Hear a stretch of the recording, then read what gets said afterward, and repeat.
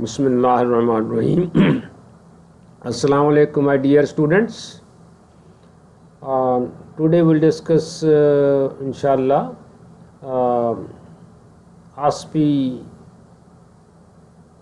questions, which we will likely get in the examination, or if you even don't get similar question, you may get questions like this. It will help you in preparation for the ASPE examination.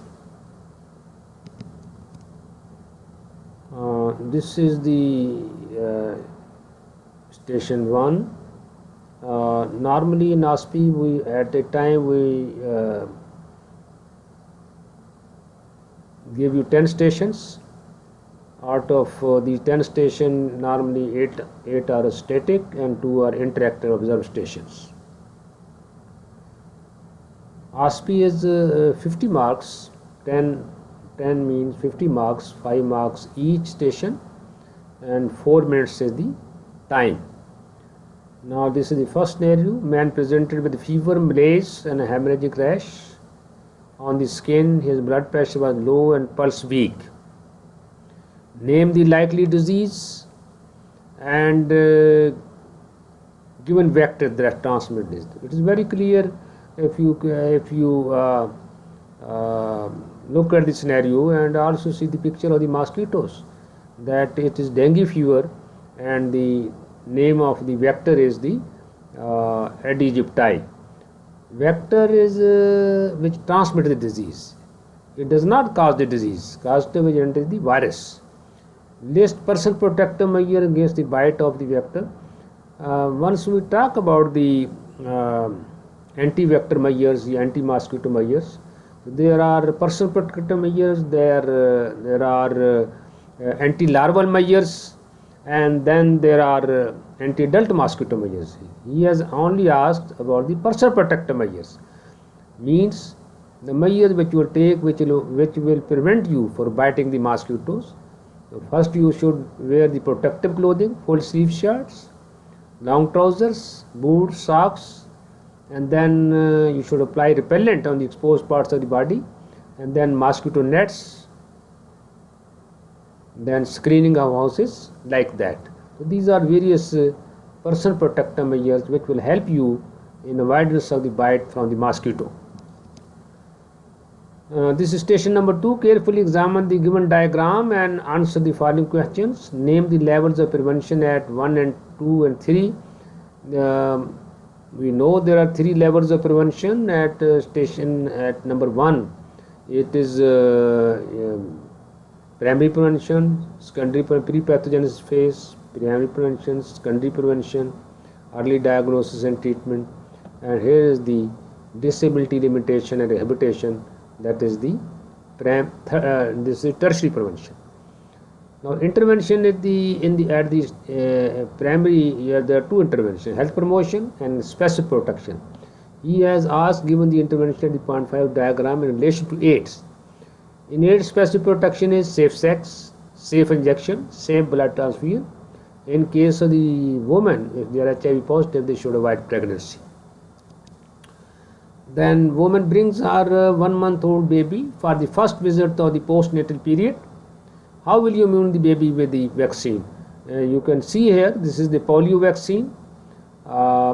Dose is 2 drops at birth, then at 6 weeks, then 10 weeks, and then at the 14 weeks. What is the herd immunity and which is maximum level herd immunity required to control the spread of polio in a community? You know, herd immunity is the immunity of a group. Immunity of a group as a whole. In this, if the 2/3 of population becomes immune to certain disease, the remaining 1/3 they enjoy immunity by belonging to that group. So it provides the herd immunity provides the immunological barrier for the spread of the disease. So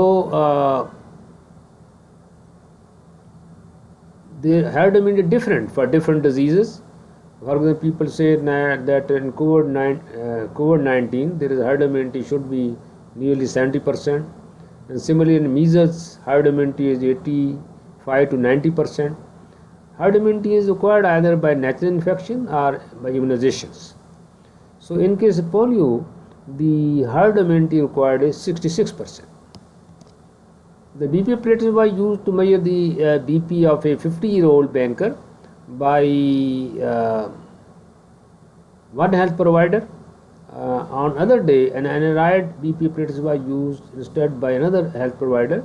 The readings of the another health provider, the readings of the two instruments were different, though both readings were considered this man to be hypertensive. Name the biases involved in the measure of blood pressure. You know there are two observers which have different readings. This is the observer bias, another is measurement bias. Name 4 modified by risk factors of hypertension. Very simple.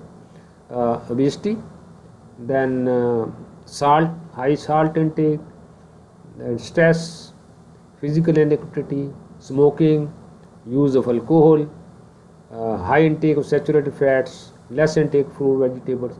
All these are modified by risk factor for the hypertension. Then the above child is 3 years old. She has protruding abdomen and bowed legs. Give the name of the disease. Very simple, rickets.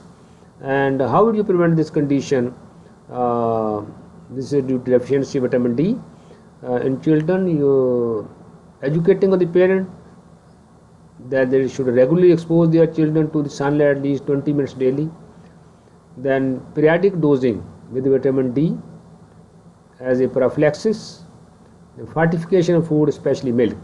So these are the 3 measures which will help in prevention of the rickets in the children. The following diagrammatic representation based on the strategy of safe motherhood. Carefully observe the given graph and photograph and answer the following questions. Name the pillars of safe mother. Safe motherhood was a program which was developed by the WHO in 1987 for the developing countries in order to reduce the maternal morbidity and mortality. And there are 4 pillars of this safe motherhood. Number 1, family planning. Number 2, antenatal care. Number 3 is the safe and clean delivery. Number 4, essential obstetric care. List of clean and safe. There are 3 C's: clean surface, clean hands, clean cord cutting.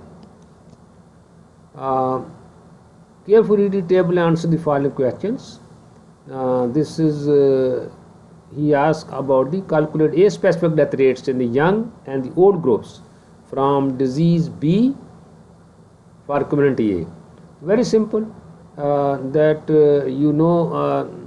Total number of cases of that disease divided by the number of people in that group multiplied by 1000. This 70 by 9000, this will is age specific young people multiplied by 1000, 100 by 10,000 multiply 1000 will be the age specific death rate in old people.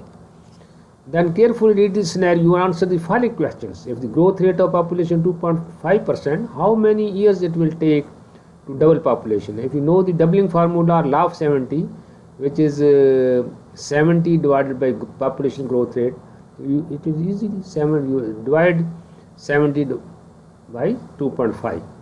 You will get the years required to double the population.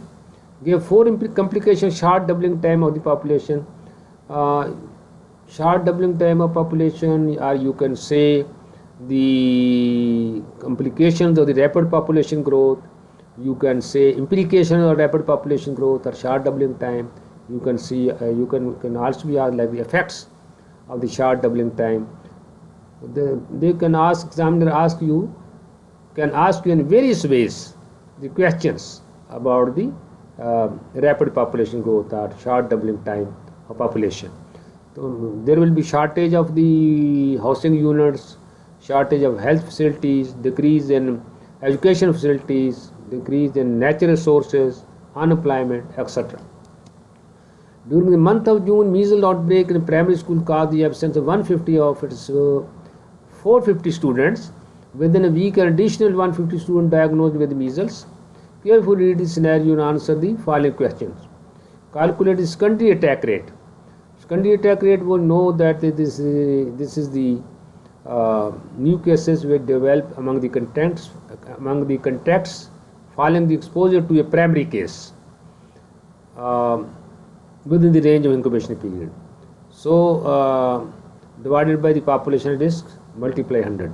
Attack rate or secondary attack rate is always in percentage. So 150 students were absent, so they were not at risk.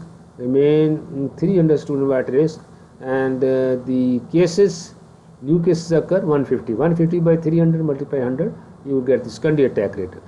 You ask about what are limitation of secondary attack rate. Secondary attack rate we can only calculate for the infectious disease, not for the non-infectious disease. Number one, limitation. Number 6, secondary attack rate is sometimes not possible to calculate if the primary case is infectious for a long period of time. And third important limitation is that secondary attack rate may be different for the same disease in different epidemics. The above child presented with the high-grade fever, cough, and conjunctivitis, followed by rash, which started behind the ears and spread rapidly all over the body. Carefully read the scenario, answer the following question, identify the disease. Very clear, it is measles. Given the type of rash is maculopapular rash. Write down 4 complications of given disease. Pneumonia is the top 1 complication, then maybe encephalitis, diarrhea, otitis media, vitamin A deficiency. Carefully observe the given diagram, photograph, answer the following question. Identify the diagram, name the health facility operative at 3 and give 4 health services provided at the facility. So this is the hierarchy of the healthcare system. Regional hospital is above, health center is below. Regional hospital is usually at division level. This is the number 3 means it is district headquarter hospitals. Services available, facilities available are preventive services like EPI services, family planning services, MCS services, and then curative services. Curative services, various specialties like eye, ENT, radiology, surgery, orthopedic surgeon, then maybe cardiac surgeon, pediatrician. All these specialist facilities are available at district headquarter hospital. Then there is a radiology department, then a facility of anesthesia, then lab facility. All these facilities are available at district headquarter hospital. Carefully answer the following question. Give the pre-exposure prophylactic dose and schedule of rabies vaccine. Rabies vaccine we know that which is most effective and with the less side effects is the human diploid cell vaccine. We give in pre-exposure prophylaxis dose, we usually give the wildlife officers, veterinarians, animal handlers, and people who work in the labs with the rabies virus. So dose is 1 ml intramuscularly at 0, then 7 and 28 days. 3 doses we give, and then after 1 month we check the antibody titer, and if it is less than 5 units per ml, then we give the booster dose, and booster is usually given then after every 2 years. Passive immunization is not given in the pre-exposure prophylaxis. Carefully read the graph diagram, answer the following questions. Name this diagram and what type of data does this display. It is pie chart, and type of data display is the, we all know that is categorical data or qualitative data. Give the degree which is equal 35% of values in the above chart. So if you know the formula, component part divided by the whole part multiply 360, you can calculate 35 divided by 100 multiply 360. In this way you can calculate the angle of the 35%.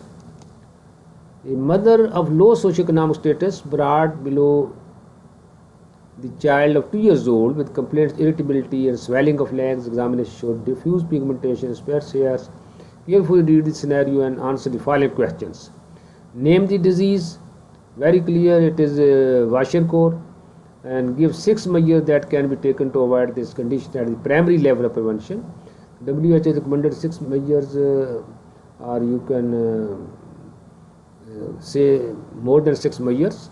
health education, then the nutrition education, breastfeeding, immunizations, low cost weaning foods, and like that. You can recommend various measures to prevent this condition at the primary level of prevention. Then this is the interactive session. Carefully observe the given photograph and answer the following question. List 2 factors which are responsible for this habit of girl. We all know show off, fashion, peer pressure, gender discrimination, dieting. Some girls, they do smoke for the dieting because it reduces weight also. Give relative health education to the girl regarding hazards of cigarette smoking.